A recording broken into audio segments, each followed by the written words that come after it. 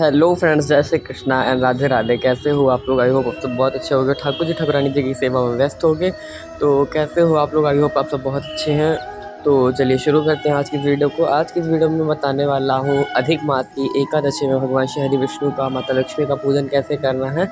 तो चलिए शुरू करते हैं। और इस बार जो एकादशी है वो 29 जुलाई यानी कि सैटरडे को है। और इस बार अधिक मास की शुक्ल पक्ष की एकादशी है, जिसे कि हम सावन के रूप में भी जान रहे हैं। अधिक मास है, पुरुषोत्तम मास है, भगवान श्री हरि को अत्यंत प्रिय, भगवान श्री कृष्ण का अत्यंत प्रिय मास है, क्योंकि भगवान ने इसका रचना खुद से की थी हिरण्यकश्यप का वध करने के लिए। तो चलिए शुरू करते हैं वीडियो को। और इस वीडियो में आपको वो भी दिखाऊंगा कि मेरे यहाँ जो लक्ष्मी नारायण भगवान जी हैं, मैंने उनका स्थापना कैसे की। मतलब कि मैंने लक्ष्मी नारायण भगवान जी का छोटा सा नया विग्रह लिया था, क्योंकि हमारे घर में विग्रह नहीं था इनका पूजन करने के लिए। तो इसलिए मैंने फिर छोटा सा विग्रह लिया लक्ष्मी नारायण भगवान का। और फिर मैंने देखिए इनका अभिषेक कराया पंचामृत से, इनका पूजन किया कैसे उस प्रकार से, तो आपको भी दिखाऊंगा। और साथ ही साथ आपको बताऊंगा कि एकादशी में पूजन कैसे करना है भगवान का। तो फ्रेंड, जो इस बार की एकादशी है उसका नाम पद्मिनी एकादशी है, जो कि अधिक मास की शुक्ल पक्ष की तिथि में आती है। अधिक मास शुक्ल पक्ष 11 को पद्मिनी एकादशी के नाम से हम जानते हैं। तो ये देखिए, सबसे प्रथम आपको भगवान विष्णु का कोई भी विग्रह या शालिग्राम जी को ही आप बिठा लीजिएगा। यहाँ पर तो मैं स्थापना कर रहा हूँ, लेकिन विधि सेम है। बस आप लोग के विधि में पट्टी नहीं रहेगी, बस बाकी सारा चीज़ सेम रहेगा। तो आप सबसे पहले किसी भी भगवान को, यानी कि विष्णु जी, लक्ष्मी नारायण भगवान, अगर आपके पास विग्रह है तो उनको बैठा सकते हैं।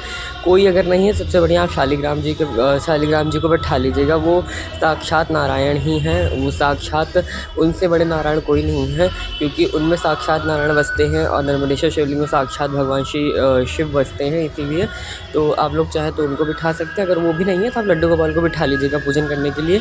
और सबसे प्रथम आपको मैंने दिखाई दिया किस प्रकार से आचमन देना। 3 बार आचमन दे के जल गिराना है। फिर उनको गोल गोल उनको मतलब कि जल से आचमन कराना है। उसके बाद शंख से सारा काम करना है आप लोगों को। भगवान विष्णु के पूजन में हम शंख का इस्तेमाल करते हैं स्नान के लिए विशेषतः।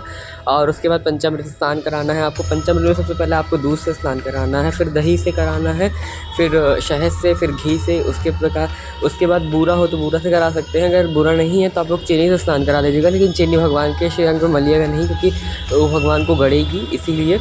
और इस प्रकार से आप लोग स्नान करा सकते हैं। पंचामृत स्नान ये तो सब लोग सभी जानते होंगे, लगभग जितने भी ठाकुर जी के प्रेमी, ठाकुर जी के भक्त हैं, कि पंचामृत क्या होता है और स्नान कैसे कराया जाता है। तो मैंने एक बार आपको और बता दिया। ये देखिए, मैंने स्नान करा दिया पंचामृत से भगवान हरि को। और उसके बाद पंचामृत से स्नान कराने के बाद आप फलों के रस से स्नान करा सकते हैं। फलों के रस में आप लोग आम का फ्रूट ले सकते हैं, क्योंकि अभी आम का सीज़न है। केले का ले सकते हैं। एक बात ध्यान रखिएगा, जिस भी भगवान के लिए आप व्रत रहते हैं उन भगवान से रिलेटेड फल को नहीं खाया जाता। अगर आप लोग एकादशी में केला खाते तो मत खाया करिए, क्योंकि एकादशी में केले को अवॉइड करना चाहिए, क्योंकि भगवान विष्णु से रिलेटेड फल है, आप उन्हीं का व्रत रखते हैं, इसलिए उनको नहीं खाना चाहिए। और उसके बाद आप लोग सुगंधित जल यानी कि चंदन मिश्रित जल से भगवान का स्नान करा सकते हैं। तुलसी वाले जल से भगवान को स्नान करा सकते हैं। और इस प्रकार से स्नान कराने के बाद भगवान को शुद्ध जल से स्नान कराकर अच्छे से उनके अंग पोषण कर दीजिएगा। अंग पोषण करने के पश्चात फिर आप भगवान का श्रृंगार करके उनका पूजन करेंगे। अब देखिए, मेरी तो भगवान का स्थापना हो रही है, तो इसलिए मैं इनको स्नान कराकर इनकी आँखों की पट्टी खोल के आपको दिखाता हूँ। तो पहले तो मैं इनको अच्छे से स्नान करा देता हूँ, फिर सादे प्लेट में इनका एक बार अच्छे से प्रॉपर वे में स्नान करा दूँगा। जहाँ जहाँ भी घी और दही वगैरह कुछ भी लगा होगा सब हटा देंगे, अच्छे से मल के इनको स्नान करा देंगे। ये करने से ना विग्रह कभी काला नहीं पड़ता है। तो एक ही वीडियो में आपको काफ़ी कुछ बता दे रहा हूँ, एकादशी से रिलेटेड सेवा भी और थोड़ा बहुत सी नॉर्मल जानकारियाँ भी। और जब भी किसी भगवान की स्थापना करने के बाद अगर आप पट्टी खोलेंगे तो उनके आगे शीशा अवश्य लगाएं, क्योंकि भगवान की इतनी एनर्जी होती है, हमारा घर नहीं झेल सकता है। तो शीशे के माध्यम से हो के वो एनर्जी भगवान में ही वापस समा जाती है। और फिर वो विग्रह मतलब अपने आप में ही एक बहुत ही अच्छे से शक्ति से संपन्न हो जाता है। और इस प्रकार देखिए, हमारे लक्ष्मी नारायण भगवान की आँखें खुल चुकी है। बोल श्री श्री लक्ष्मी नारायण भगवान की जय। और ये देखिए, लक्ष्मी नारायण भगवान हमारे कितने सुंदर से, कितने प्यारे से, काफ़ी छोटे से विग्रह हैं। इनका मेकअप मैंने खुद से किया है, मुझे मिले एकदम सिंपल से ही थे।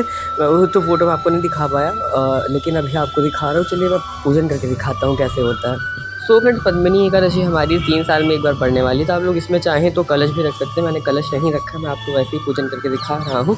ये देखिए, और ये सावन भी चल रहा है तो हरिहर का पूजन मैंने साथ में करके दिखाया है आपको। ये देखिए हमारे लक्ष्मण भगवान विराजे हैं बढ़िया से सिंहासन में, और इनको मैंने पुष्पमालाएँ, तुलसी दल, तुलसी काफ़ी सारी अर्पित की है इनके नामों को लेके तुलसी अर्चन किया है इनका। उसके बाद घी के दीपक से इनकी आरती की है, सुंदर सी आरती। माता लक्ष्मी को सिंदूर वगैरह लगाया गया है। आप लोग चाहो तो माता लक्ष्मी को श्रृंगार सामग्री भी अर्पित कर सकते हो, मैंने तो नहीं की थी, आप लोग चाहो तो कर सकते हो, मेरे पास थी नहीं उस समय अवेलेबल। और देखिए इस प्रकार से आप पूजन करेंगे भगवान का। उसके बाद एकादशी की कथा होती है, पद्मिनी एकादशी कथा नाम से आप सर्च करेंगे आपको मिल जाएगी, तो आप लोग वो भी पद्मिनी एकादशी की कथा करके फिर भगवान की आरती करके और आखिरी में हवन है होम जो भी करना चाहें उसको करके अपने व्रत को संपन्न कर सकते हैं। और इस प्रकार से आप अधिक मास की शुक्ल पक्ष की एकादशी को मना सकते हैं। जय श्री कृष्ण, राधे राधे।